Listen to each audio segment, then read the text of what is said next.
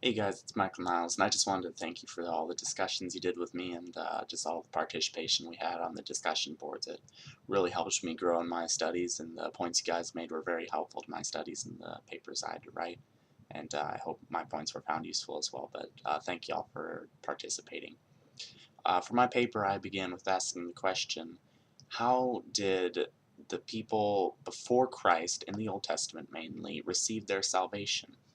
Because they didn't see the plan of Christ. God had a plan for salvation.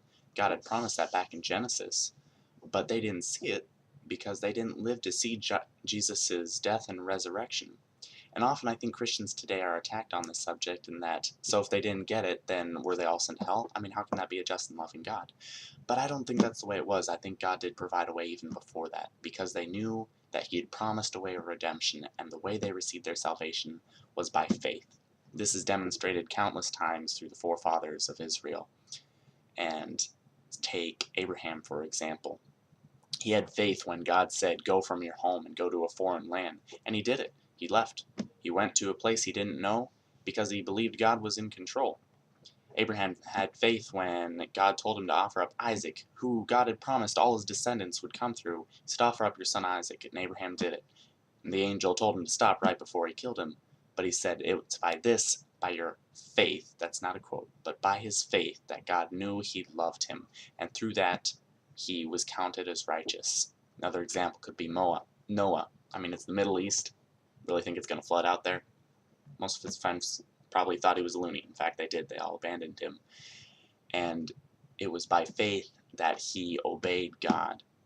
He saw that God was in control. God could do whatever he wanted. He could make it rain until the whole earth was flooded. He could do it in 40 days. He could make that much rain. He's God. He recognized God's sovereignty, and by faith, he built that ark, and it was counted to him as a righteousness.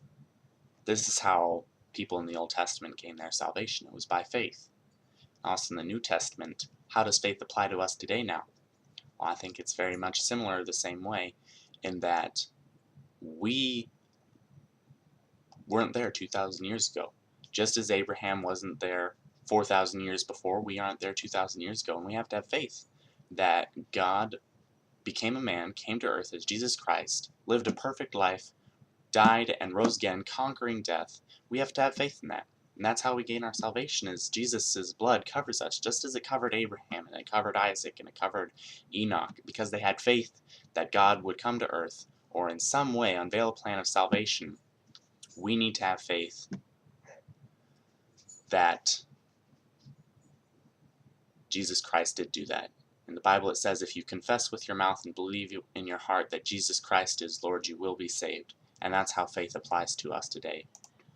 For the last part of this video clip, I'm just going to give you the conclusion of my paper.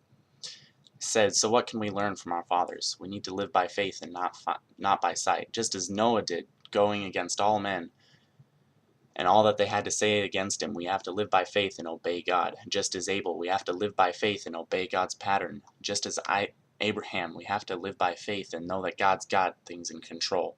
He can do anything. He can raise our sons from the dead if he must.